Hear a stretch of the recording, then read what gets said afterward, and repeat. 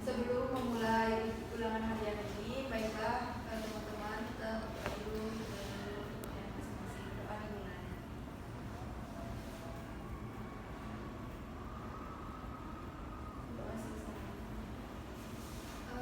Baiklah, untuk ulangannya Ibu bagikan kertasnya.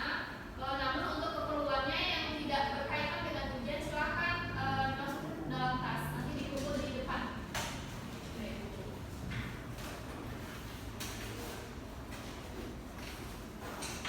Ini kertasnya Ibu kasih satu-satu ya. Pensilnya udah dibawa semua? Dan yang pensil.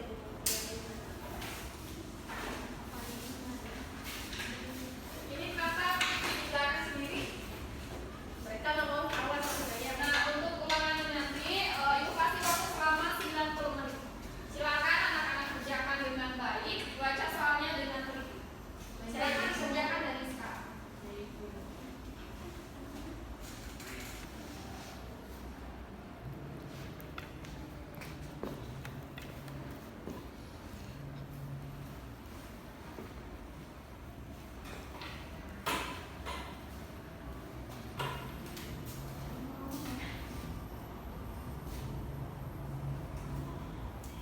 Ibu udah nyampe nomor berapa? Nomor 3, Bu. Baiklah, anak-anak semua waktunya tinggal 30 menit lagi. Silakan nanti kalau sudah sampai waktunya dikumpulkan dengan satu kelompok ya. Baik, Bu.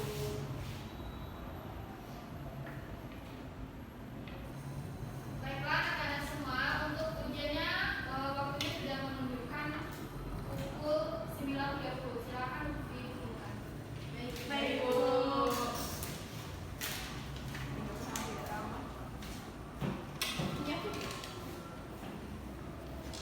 Makasih Anja. Baiklah, karena ujian kita sudah selesai, semoga apa yang kalian isi tadi sudah menjawab pertanyaannya dengan baik dan benar. Nah, untuk selanjutnya sebelum kita pulang itu silakan kalian baca doa dulu. Silakan dipimpin untuk berdoa. Baiklah, sesudah kita ulangan, semoga hasilnya baik. Kita berdoa lebih dahulu.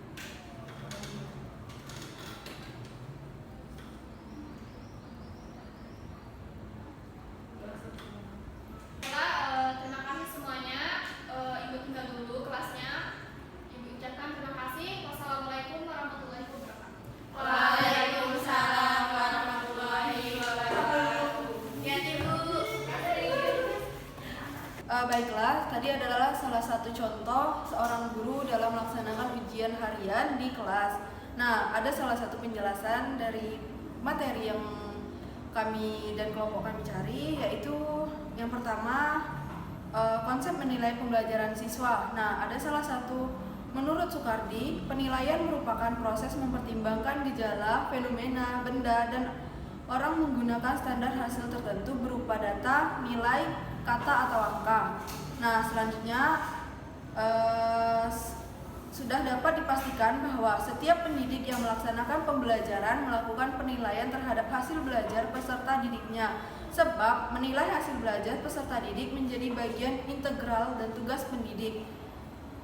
Penilaian hasil belajar ini dilaksanakan oleh pendidik yang sangat bervariasi pelaksananya. Ada pendidik yang sengaja mempersiapkannya dengan baik, ada pula yang melaksanakan penilaian ini sekedar memenuhi kelengkapan mengajarnya.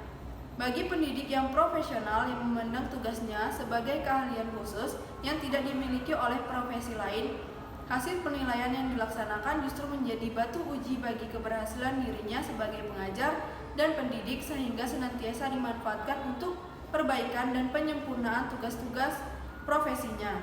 Nah, ada tujuan dan fungsi dalam melakukan proses penilaian peserta didik. Yang pertama, untuk mengetahui seberapa banyak indikator kompetisi dasar suatu mata pelajaran yang tercapai. Yang kedua, menilai kebutuhan individual. Yang ketiga, kebutuhan pembelajaran.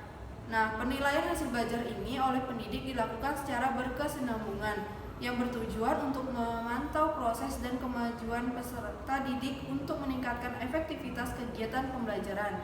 Nah, baiklah, terima kasih. Selanjutnya akan dilakukan materi selanjutnya oleh teman saya. Terima kasih. Baiklah, saya di sini akan melanjutkan penjelasan dari teman saya, yakni implementasi pendidik dalam menilai pembelajaran siswa. Ada 3 aspek. Yang pertama yaitu penilaian aspek pengetahuan. Penilaian kompetensi pengetahuan dilakukan melalui 3 cara, yaitu tes tertulis, observasi, dan penugasan. Selain tes tertulis, penilaian kompetensi pengetahuan dilakukan melalui observasi terhadap diskusi, tanya jawab, dan percakapan. Teknik ini adalah cerminan dari penilaian autentik. Adapun instrumen penugasan berupa pekerjaan rumah dan atau proyek yang dikerjakan secara individu atau kelompok sesuai dengan karakteristik tugas. Penilaian hasil belajar aspek pengetahuan dilaksanakan dalam bentuk penugasan, ulangan harian, dan ulangan tengah semester atau UTS. Aspek yang kedua yakni penilaian aspek keterampilan. Kompetensi keterampilan terdiri atas keterampilan abstrak dan keterampilan konkret. Penilaian kompetensi keterampilan dapat dilakukan dengan menggunakan 5 hal, yaitu unjuk kerja, proyek, produk, portofolio, dan tertulis.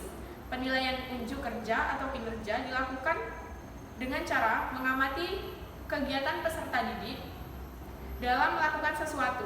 Penilaian ini digunakan untuk mengetahui pemahaman, kemampuan mengaplikasikan, kemampuan menyelidiki, dan kemampuan menginformasikan suatu hal secara jelas. Baik, yang ketiga, penilaian aspek sikap. Sikap bermula dari perasaan suka atau tidak suka yang terkait dengan kecenderungan seseorang dalam merespons sesuatu atau objek.